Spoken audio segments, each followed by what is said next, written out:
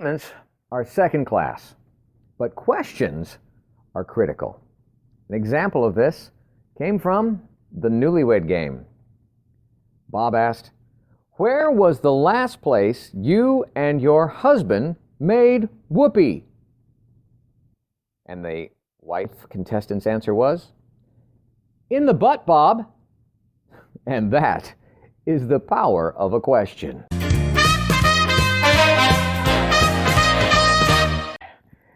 And it's time for another unbuckled, bumpy ride with your guide, the stark raving LEAN-atic himself. I'm Jim. Let's jump right in again.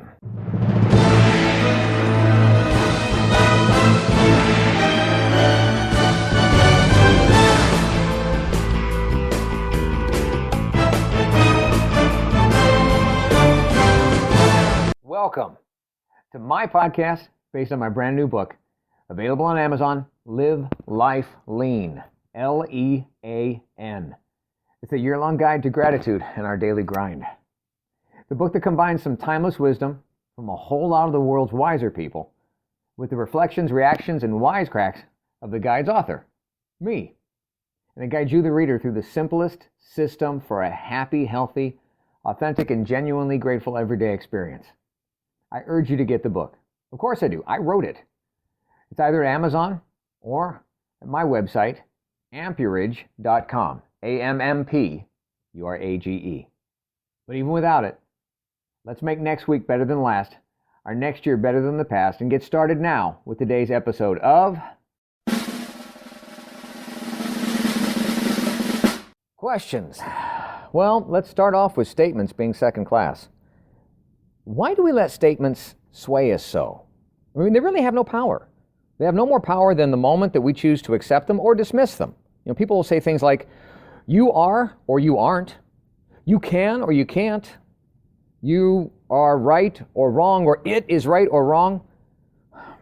But questions cling to our very core. They beg to be reckoned with. So their power comes from the actual questioning as much as or more than the content of the question. Like the statement, it's not the destination, it's the journey itself. The question is the journey. It's not the achievement, it's the attempt that gives meaning to life. And it's not the ends, but it is the means of getting there that justifies your reason to be. And that is the question far more than the statement. What's this all about? Amp it. What's Amp it? Answer Masters Mayhem Play Him. Okay, yep, shameless plug. I promise.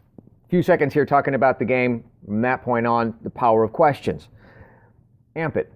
Kickstarter project, 2020, and wonderful, successful. Thank you very much.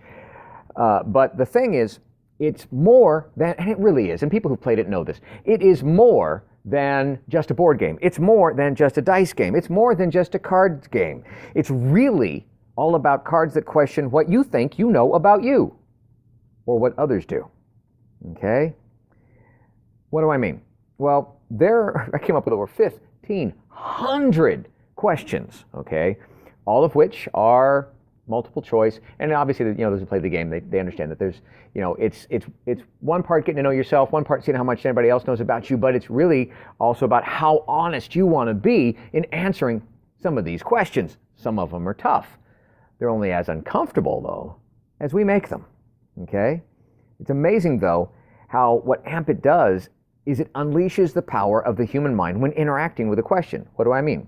Let's look at these questions. Remember, 2020, and this was designed 2019, so this was before we all got the COVIDification and the coronavirus lockdown stuff. But these just happen to be a few of the questions.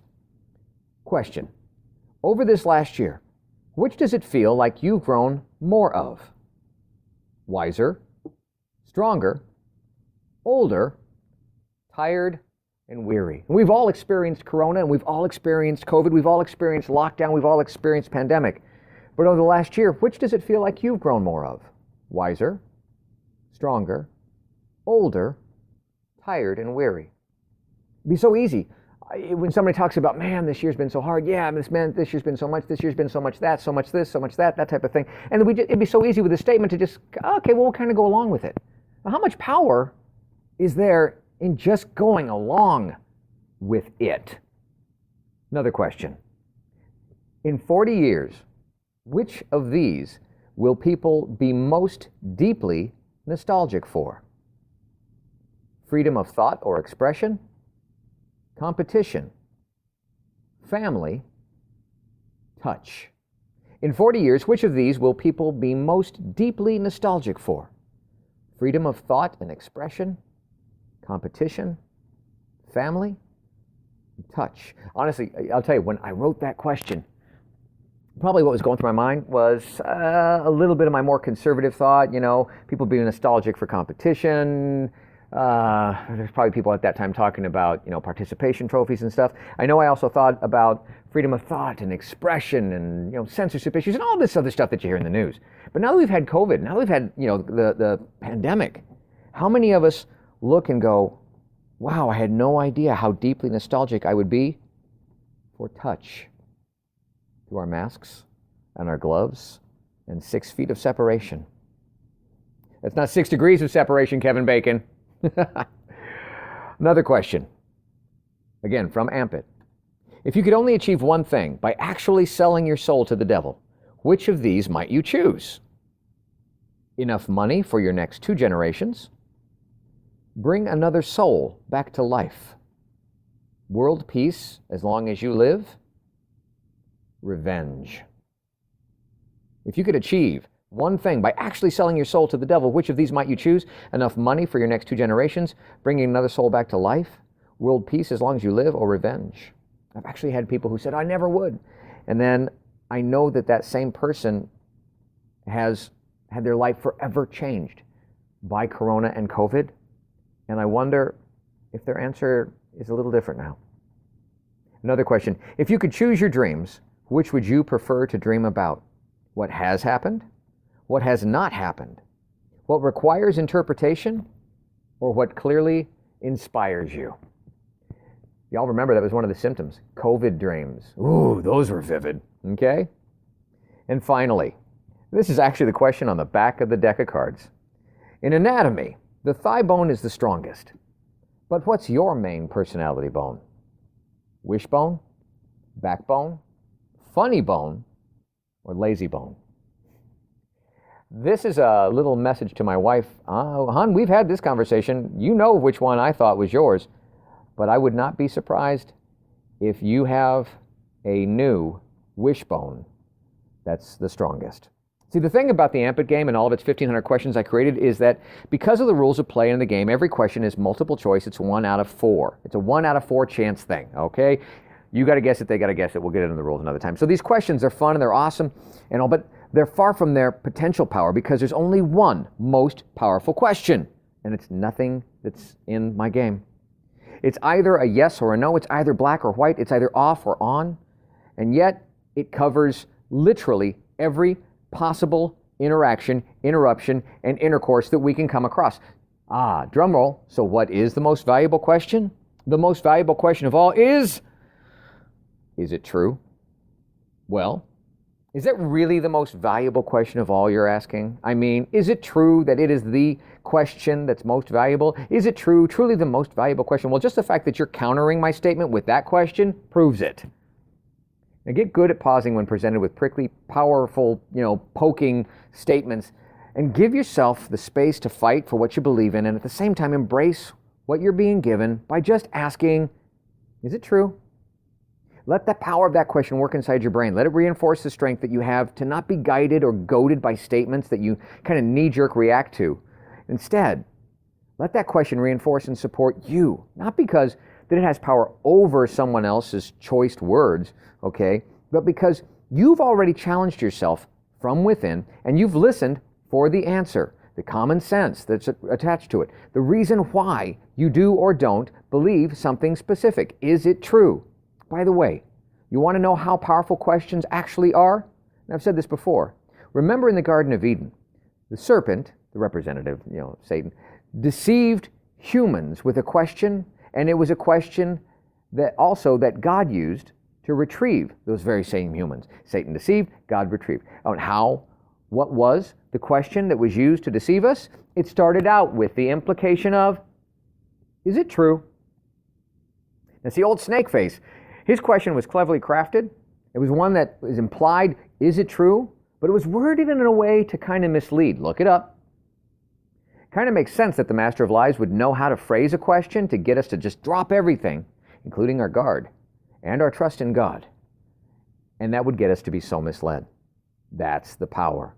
But it makes even more sense that God, who knew exactly what we had done and exactly where we were, asked us straightforward questions in order to lead us back. Again, He's God. He already knew the facts. He could have just made a statement as a matter of the facts that He knew, but He used a question because He knew how our minds worked, how they work best.